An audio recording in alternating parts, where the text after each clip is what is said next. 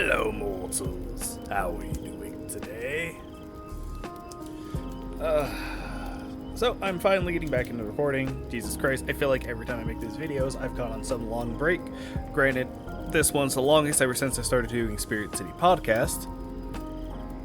Considering I have not recorded since the end of October. I did no recording in November at all, not even TikToks or anything, pretty much. And the only reason for that is the last week of October, I went on vacation and decided I wasn't going to do anything. And that mood stuck with me for all of November. But now it is December. I need to get back on this. And, of course, I don't feel like doing that much work coming back, so we're just going to be doing talking on the Spirit City podcast because it's one of the main things I want to do for my content. Just talking to a microphone. So, one thing for starters is, for Spirit City, got a Christmas update. Yay! And it's so cute, but also, unfortunately, the only place that has a nice, cozy little cocoa in the fireplace is by the fireplace. I didn't realize that when I was buying stuff, so because I still have Halloween decorations in the background, I'm chilling on my bed, doing some reading, because I actually have some Christmas decorations up for that. If I knew that only the fireplace was going to have the sipping cocoa, I would have decorated around that instead of my desk and bed. That being said, look at how cute my goddamn outfit is too. This doesn't help for people who are just hearing it, I bet, but it's just a cute pale light blue Christmas sweater with light blue snowflake pants. It looks so cozy. It looks so cozy. I love it. Love it. But enough about that. Not here to talk about Spirit City, even though I could if I really wanted to, but that's not what I want this one to be about. So, this last month, I have watched so much goddamn anime. So much anime. That I can't even keep track of all the animes I've watched, to be honest. I cannot fully remember every single one that I've watched within this last month because it's been so many, and I've gone from one series to another so quickly that I have not had time to sit down and digest a lot of them. Granted, most of them is low B, high C tier territory. Some have been D's, I will admit that. I don't think I've watched an F. Maybe I have, but if I have, I don't remember. But I don't think I've watched an F. There are a few A's and even one or two S's that I've watched. I think the one that imprinted on me the most, that I am truly surprised by, is Jobless Reincarnation. Because, nope, I hope you're doing alright. Godspeed to that ambulance or fire truck, whatever it was. But, Jobless Reincarnate, I was surprised with how connected I felt to the characters by the end of the second part.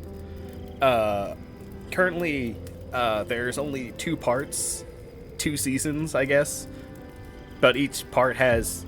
See, I hate what Jobless Reincarnate has done because it technically has 2 seasons. However, those seasons are separated into 2 seasons.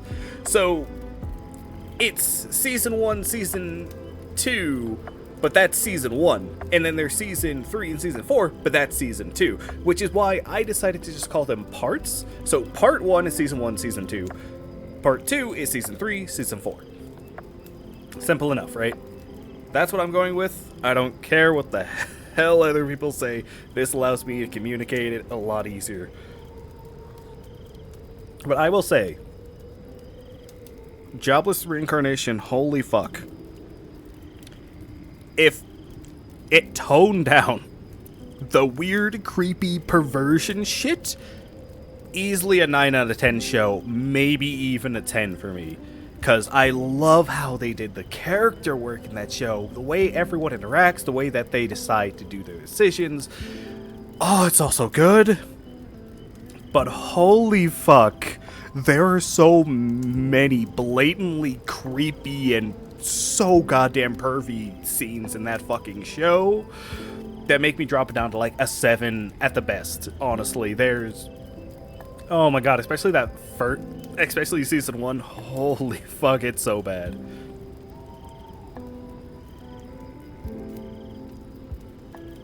Once it gets into season 2 of part 1, it gets so much better. It tones it down a lot. It's still there, but it's way more manageable than season 2. And with season 3 and 4, once again, it's still there, but it is dramatically reduced compared to what it was. To the point where when it does pop up, you're like, oh, that's weird. I forgot that was a thing in this show. Huh. And I do appreciate that as the series goes on, they do tone that the fuck back. Because once again, if it wasn't so blatant and creepy, like, there are a lot of creepy, pervy scenes in that, like, actually fucking creepy. And I'm a perverted man. I love my fan service. I love seeing titties, panties, all that shit. Holy fuck, it is too much in that show. Jesus Christ. If it just toned it back, it'd easily be a 9 for me. But, because it's there, it's a 7.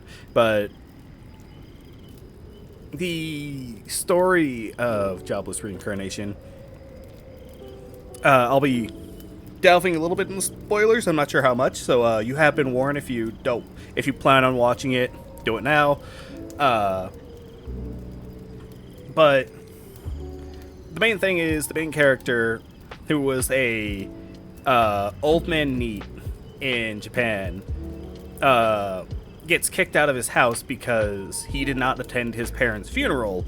And when his family went to go confront him, he's at his computer jerking it to fucking hentai. And that blatant amount of disrespect for missing your family's funeral for that. Yeah. And basically, it cuts to him just wandering the streets, just completely disheveled and a broken man, until he sees a truck veering and waving towards some high school kids. And this is why he's the main character. He just acts and pushes the kids out of the way. And with that action, it's not confirmed, but it's heavily hinted that the kids did end up surviving that incident because he intervened.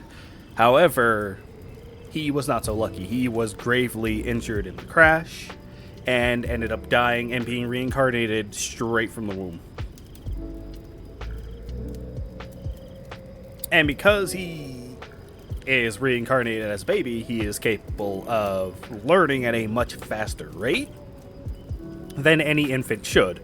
And with that, he finds an interest because it's in a new world. He figures out magic is an actual thing, so his main focus is trying to learn magic. Which, honestly, agreed. If I had the choice to learn magic in real life, I'd take that up instantly. I would still want to do like some melee martial arts stuff, but magic is a hard focus if it was real. Definitely. And basically, there are some laws and rules with magic that he finds out aren't so true, not because it's being hidden or anything, but because people just people don't know, people haven't experimented. So he figures out he can silent cast, as well as he learns that everyone's supposed to be born with a capped amount of max mana. However, when you're young, if you train in magic, you can raise your cap until you're a certain age. And because of this, he becomes an extremely powerful magician. I forget what all the tiers and whatnot are called. But his main focus is for magic. Even though he can do basically everything, his strongest ones are water and earth. And there's a point in season 3, part 2, where he actually gets the nickname Quagmire because he mixes water and earth magic to create a hazardous muck that makes it more difficult for people to move around in. And he gets it's the spell that he made is called Quagmire, and people have just given the nickname Quagmire. And honestly, I love it. It fits so well. I was really confused at first because it didn't just point it out. Because since he's silent cast, we never got an actual name in the anime, or I don't think we did at first. And so it's just a thing that he did. And when they started calling him Quagmire, I was like, why the fuck are they calling him Quagmire? Is this a Family Guy joke? No, there's no way it's a Family Guy joke. Because he is a gigantic pervert. But I thought about it, I was like, is it because of his weird mud technique? Nah, well, I guess maybe. And then later on in season 4 of part 2, he ends up calling out his spell, which goes, careful everyone, I'm about to use Quagmire. And I'm like, oh my god, it is the reason. And I love that it didn't just point it out. I was like, yes, we call you Quagmire because you use that spell, Quagmire. Honestly, I don't even think it had a name until he got the nickname Quagmire, to be honest. Maybe it's different in the manga, which I did actually end up buying the first 8 volumes of Jobless Reincarnation. Which, hold on, let me look this up really quick.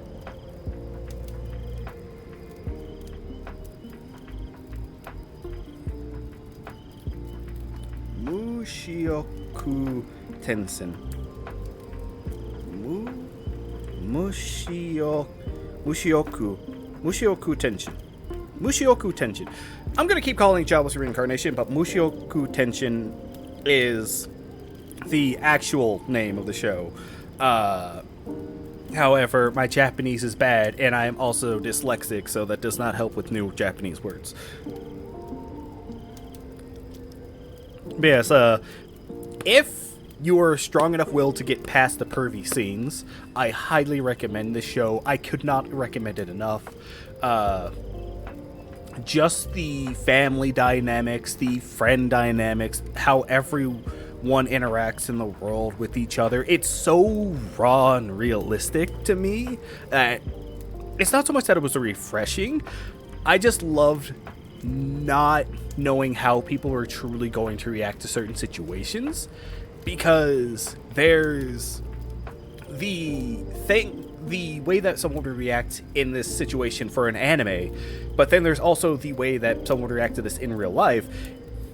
And Jobless Reincarnation mixes those two a lot, if not leans one way and then the other, if not both ways at the same time. It's weird, but point being, the show is really great, and I do recommend it. I just, once again, wish it wasn't so pervy. I really do. And it, once again, it is imprinted on me a lot. Specifically, one character. Her name is Eris Greyrat. She's the third introduced partner for the main character, Rudy.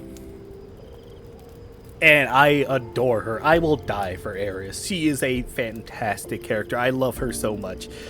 Because she's the stereotypical bratty, raging meathead woman that has a heart of gold. But I don't know.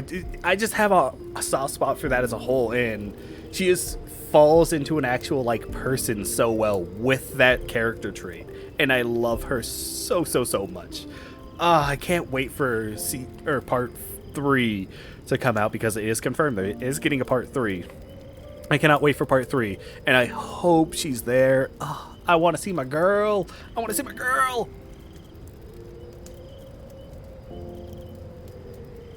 And at the end of part 2, Rudy has gained his first love, which is his teacher that he had when he was 5 or 3 or 5. So he was real fucking young. when he got his teacher Roxy. And Roxy helped him. She taught him the actual like base core thoughts of magic that he couldn't. That the main character Rudy couldn't learn from just a book.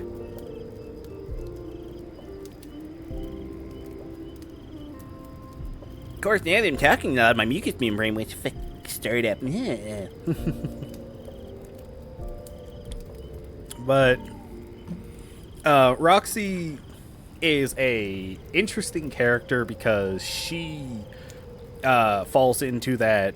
Yes, I'm actually an 80-year-old woman, but I look like I'm 14. Of course, she doesn't act like it, which is always a plus. I don't like when they do the whole, yes, I'm actually older than I'm actually really, really old woman, but I also act like I'm 3 years old. I despise that. When they actually act like an adult most of the time, or at least like an older teenager, it's way better. It's still a little weird, but it's still better than what it could be, honestly. And honestly, I find it hard for me to connect to Roxy because there's so much creepy shit that Rudy does for her. Like, he literally has a thing where he worships her fucking panties he stole from her, dude. It's fucking weird, dude. It's so weird. It makes me so hard to connect to Roxy because, yeah, just all those pervy scenes involve her. Oh, see, we're at a point where Rudy's parents, the dumb fucks they are, who constantly have the loudest fucking sex where everyone in the fucking house can hear them, and Roxy's sitting right outside their door masturbating naked, and it's like, fuck, dude, that's so weird. What the fuck? It's so fucking weird, dude. I'm gonna have to put a fucking... Oh god, am I gonna have to put a fucking warning for the perverted shit? I don't know, dude. I'm trying not to talk about it, but it's so hard, dude. Meanwhile, his second love, who actually ends up being his first wife, Sylphie, I adore her. She is fantastic. Rudy finds her getting picked on, so Rudy scares off the bullies, takes care of her, and for like a week or so, Rudy just thinks that Sylphie's a guy, and it's hilarious. Because after going through the rain and whatnot, Rudy and Sylphie end up going to their room, and he ends up getting ready to take a bath because they just got rained on and they don't want to catch a cold. And Sylphie, being a woman, being a tiny little 5-year-old girl, obviously doesn't want to strip in front of Rudy. Rudy, thinking it's just a guy, is like, come on, dude, take off your clothes. And he fucking pulls down her panties, and it's like, stares, it's like, oh my god, my best friend's a girl. Oh no, my first friend that I've ever made is a girl, and I did that. Fuck. And it definitely falls in that creepy territory, but it's, for me, it's actually funny because it's more reasonable. It sucks that it happens to Sylphie. Like, on Sylphie's side, it's creepy as fuck. But for just a show, it's a good setup and punchline. Because you can kind of see it from a mile away. Because Sylphie does look like a female character. But you can also believe the same thing Rudy did, at that he's just a really cute guy. Was not the case. And the funny thing is, at the end of season 1, there's this thing called a magical disaster, or this mana disaster, that happens that teleports everyone in the region where the main character lives, displaces them all over the world. Tons of people end up dying, they end up falling out of the sky, they end up in the middle of the water and not being able to, and end up drowning to death. So many things happen.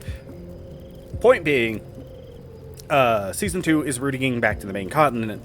Part 1 of season 3 is him going to the Magic Academy, and then season 4 is Rudy at the Magic Academy. While at the Magic Academy, he reconnects with Sylphie, who for some reason her hair goes from green to white, and that never gets explained. It happens it's been acknowledged a couple times, but no one ever questions why the fuck her hair changed colors. And it bugs me so much. I want an explanation. I want to know why that happened. Because Sylphie, when the mana disaster happens, she gets teleported, and she's in the fucking sky, and while she's falling, her hair changes color. And we never get an answer. We don't get a fucking answer. It just happens, and everyone just accepts that it happens. It never gets questioned.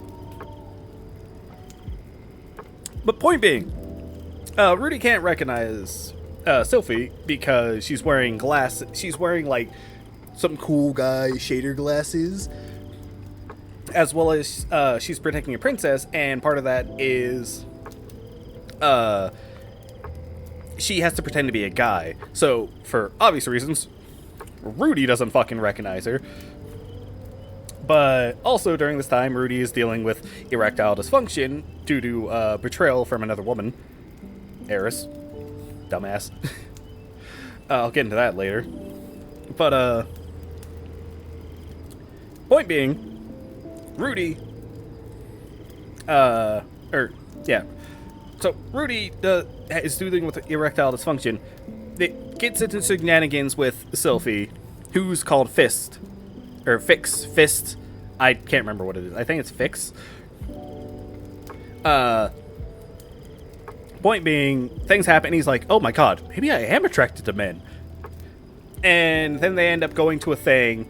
They end up getting drenched somehow, and Sylphie ends up recreating the situation where Rudy ended up finding out Sylphie was a girl, but he's like, he doesn't connect the dots at first. He's like, this feels familiar. Why does this feel familiar? Wasn't I put in a situation like this before? Blah, blah, blah.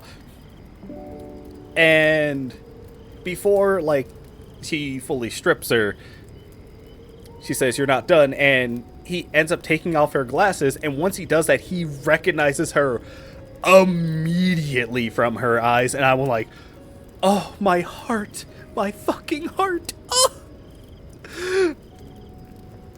And it ends up just being a thing of Sylphie trying her damnedest to try to help fix Rudy's erectile dysfunction. Ends up working out in the end, and it's honestly a really fucking cute dynamic between those two.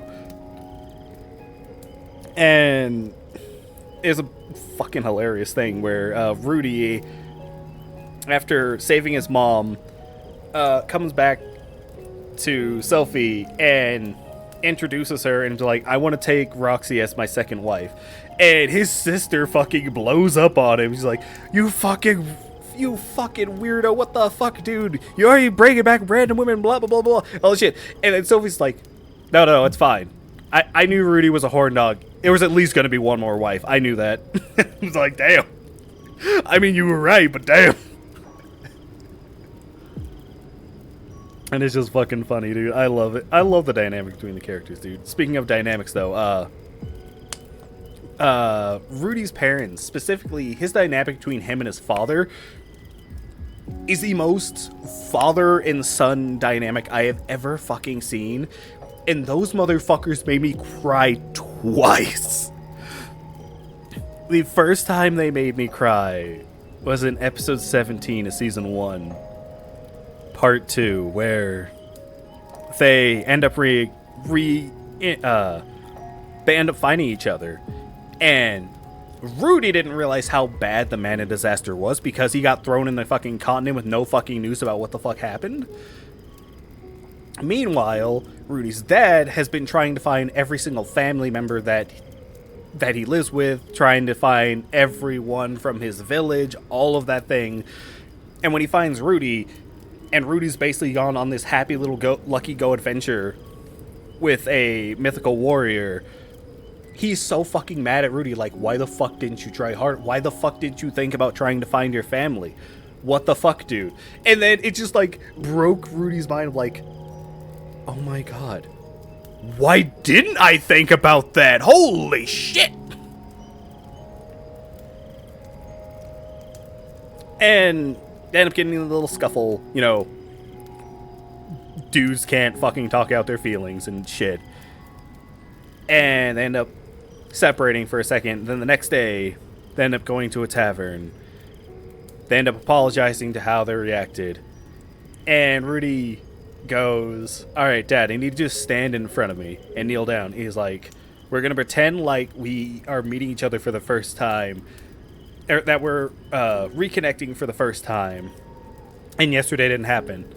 And he fucking jumps into his father's arms, and they end up just crying in each other's arms. And I'm like, oh my god, it's making me cry again thinking about it, dude. Oh no.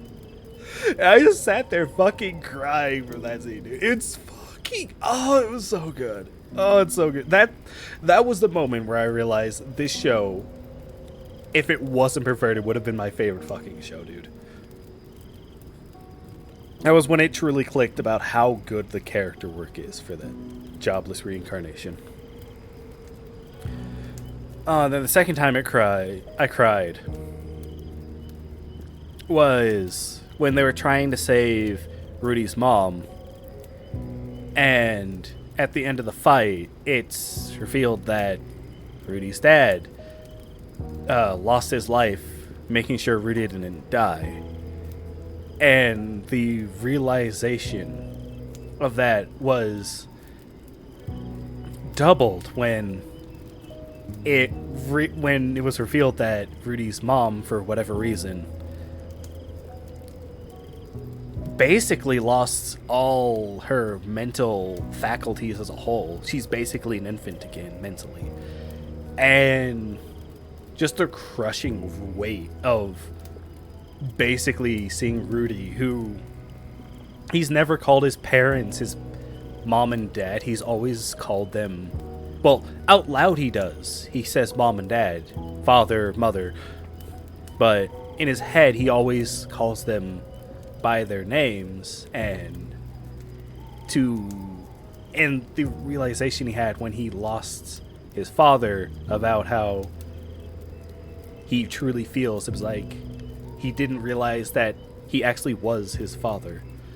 And fuck, dude, it's like the opposite direction. And those yeah, that's,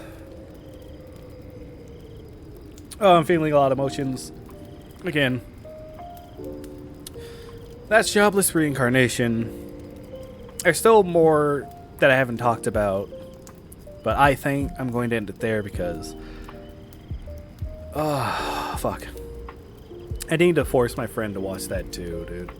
They're gonna hate the perverted scenes, but I need them to watch that with me. But if you enjoyed this tale of anime, please leave a like. And if you would like to see more content, please subscribe.